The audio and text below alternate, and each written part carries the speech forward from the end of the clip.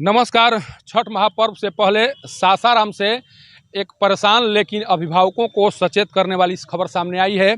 मैं अभी सासाराम के जगजीवन कैनाल पर स्थित लालगंज का घाट है जहां पर मैं मौजूद हूं। यहां पर प्रत्येक साल बड़े पैमाने पर छठ महापर्व का आयोजन होता है और इसी आयोजन के तहत कुछ युवक आज छठ घाट का निर्माण करने के लिए यहाँ से मात्र आधा किलोमीटर की दूरी पर पहुंचे हुए थे। देखिए वहीं पर करीब 5 युवाओं के द्वारा छठ घाट निर्माण का कार्य चल रहा था और जब छठ घाट निर्माण का कार्य पूरा हो गया उसके बाद यहाँ पर पांचों युवक पहुँचते हैं और अपना जो साफ सफाई का कार्य है, जो शरीर में जो मिट्टी लगी हुई थी उसे धोने का कार्य उन लोगों के द्वारा शुरू किया जाता है।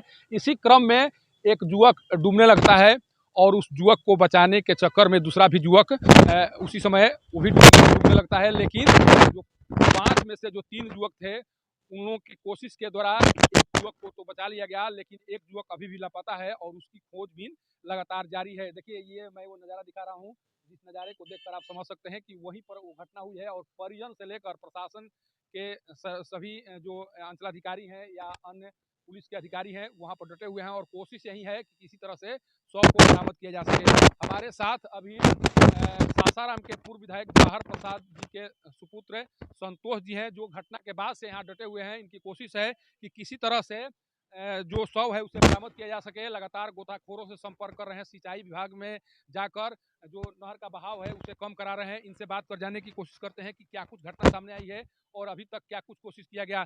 एक चीज बताइए कि आप लगातार यहाँ पर डटे हुए हैं, ये घटना कैसे सामने आई और अभी तक क्या कुछ कोशिश किया गया है? हम लोग को 11 साढ़े 11 बजे पता चला कि नहर में एक लड़का डूब गया है। उसी समय से हम लोग यहीं पर हैं और प्रशासनिक स्तर पर भी हम लोग काम कर रहे हैं और हमारे सीओ साहब जब से हैं तब से घटनास्थल पर ही मौजूद है। हम लोग बहुत सारा प्रयास किए, गोताखोर लाए, फिर भी अभी तक बच्चा नहीं मिला। एक बात और मैं कहना चाहता हूँ कि आए दिन हर साल घटना घटता है, इसलिए हम जिला प्रशासन से मांग करते हैं कि SDRF का यहाँ नियुक्ति अस्थायी रूप से हो। अच्छा, किनके घर के युवक थे जिनकी मौत हुई है? युवक किनके घर के थे? वो रवि कुशवाहा उनका भतीजा है, डूबा हुआ है, लालगंज के। अच्छा, किस तरह की परेशानियां रही है जो शव को जब ढूंढा जा रहा है उसमें उस दौरान किस तरह की परेशानियां भी आ रही है? परेशानियाँ यहाँ बहुत बहाव तेज है, उस समय तेज था, अब थोड़ा पानी कम हुआ है, फिर भी अभी भी बहाव पानी में ज़्यादा है, इसलिए खोजने में ज़्यादा कठिनाइयाँ हो रही है। आप लोग सिंचाई विभाग से संपर्क किए हैं? सिंचाई विभाग, सिविल SDO सबसे हम लोग ने संपर्क किया है। देखिए ये संतोष जी हैं जो लगातार इस घटना के बाद से यहाँ डटे हुए हैं और कोशिश इनकी जारी है। सभी लोगों के साथ मिलकर ये कोशिश कर रहे हैं किसी तरह से शव को बरामद किया जा सके। देखिए एक और मैं बात बताने जा रहा हूँ। मात्र होली के दिन, मात्र यहाँ अभी 6 या 7 माह पहले यहीं पर यहाँ से मात्र कुछ ही दूरी पर एक घटना हुई थी जिसमें 3 बच्चों की मौत हो गई थी डूबने से।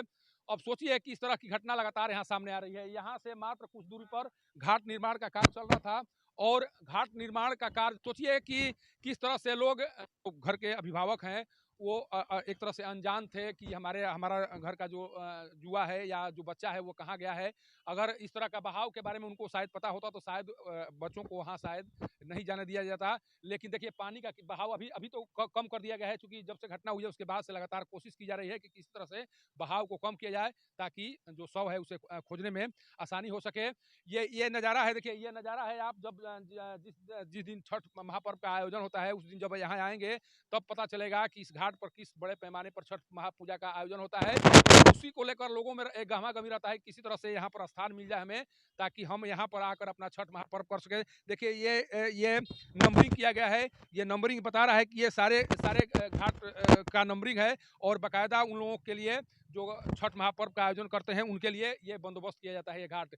और जब बंदोबस्ती के बाद भी अगर जगह नहीं मिलती है तो लोग यहाँ से लेकर बहुत दूर दूर तक जाते हैं छठ महापर्व करने के लिए। और जैसा बताया जा रहा है परिजनों के द्वारा ये बताया जा रहा है कि जो भी बच्चे गए थे छठ घाट का निर्माण करने उनके मन में एक तरह से ये जिज्ञासा थी कि हो सकता है कि जो बुकिंग है उस बुकिंग के कारण हमें छठ घाट या हमारे परिवार के जो भी महिलाएं हैं उन्हें पूजा करने का अवसर न मिल सके। इसीलिए वो चाह रहे थे कि पहले ही हम जाकर छठ घाट का निर्माण कर दें और उसी क्रम में ये घटना सामने आई है। लेकिन एक और बहुत बड़ा सवाल है कि सिस्टम के एक तरह से सिस्टम को अभी यहाँ पर विवश देखा जा रहा है, इसलिए कि अभी जो भी गोताखोर हैं वो स्थानीय स्तर के गोताखोर हैं और उनके स्तर से जो भी कोशिश की जा रही है वो कोशिश अभी कामयाब नहीं हुई है। परिजन है उनके द्वारा अभी कहा जा रहा है कि अगर प्रशिक्षित गोताखोर होते यहाँ पर तो हो सकता था कि अभी शव को यहाँ से निकाला जा सकता था, लेकिन अभी तक शव बरामद नहीं होने के पीछे का कारण यही बताया जा रहा है कि जो सिस्टम है उस सिस्टम में कहीं ना कहीं वो कमी है, जिस कमी के कारण परिजन अब तो उस युवक को बचाया नहीं जा सकता है, कारण कि बहुत देर हो चुकी है और उस युवक के जिंदा होने के अब कोई संभावना नहीं है। लेकिन परिजन चाह रहे हैं कि किसी तरह से उनके बच्चे का जो शव है या जो जो जुआ है जो शव है उसको बरामद किया जा सके, ताकि अंतिम ये प्रक्रिया है उसे पूरा किया जा सके। देखिए एक और जी हैं अनिल जी हैं। अच्छा एक चीज बताइए, यहाँ पर इस तरह की जो व्यवस्था है उस व्यवस्था से देखिए वहाँ पर भी होली के दिन में घटना हुई, वहाँ पर भी शव खोजने में काफी परेशानी हुई। आज भी सारा सिस्टम विवश दिख रहा है कि एक बच्चा को बरामद नहीं किया, उसके शव को बरामद नहीं किया जा सका है। आखिर ये कहाँ परेशानी आ रही है, किस तरह की व्यवस्था को आप जिम्मेदार ठहराएंगे? हम लोग जब वो घटना होली के दिन हुई थी तभी हम एक मांग हम लोग रखे थे कि कम से कम होली और छठ से पहले और छठ के एक दिन बाद भी अभी आगे भी घटना होने की संभावना है। छठ के एक दिन बाद भी वैसी स्थिति है जो अभी तक चल रही है। तो हम लोग कहते हैं कि सर एक विशेष माने प्रशासनिक व्यवस्था हो कि जैसे और गाड़ी आप बढ़वा रहे हैं तो कोई हो तो आदमी कम से कम डांटे सबको प्रशासन की तरफ से कि आप बाबू पानी में न जाओ, पानी से बाहर रहो। इस तरह की वैकल्पिक व्यवस्था एक हो। इस छठ अभी छठ जिस दिन बीतेगा अगले दिन तक ऐसी घटना की अभी तो शुरुआत है, ऐसी घटना की आगे भी संभावना है।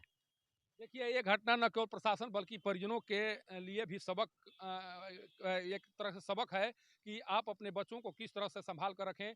अभी पानी का बहाव ज़्यादा है, घाट निर्माण का कार्य जो है या तो अपने स्तर से करें या फिर जो घाट जो पूजा समिति है उसके माध्यम से आप बुकिंग कराएं, नहीं तो इस तरह की जो घटना भी सामने आई है। अभी छठ पूजा में करीब करीब करीब एक सप्ताह से अधिक का समय है। अगर इस तरह से बच्चे कोशिश करेंगे और पानी का जो बहाव तेज है उसमें कई घटनाएं हो सकती हैं और उस घटनाओं के शिकार बच्चे होंगे और परेशानी सबके लिए खड़ी होगी। सासाराम के त्रिलोचन घाट से पब्लिक न्यूज के लिए सत्येंद्र चौबे की रिपोर्ट।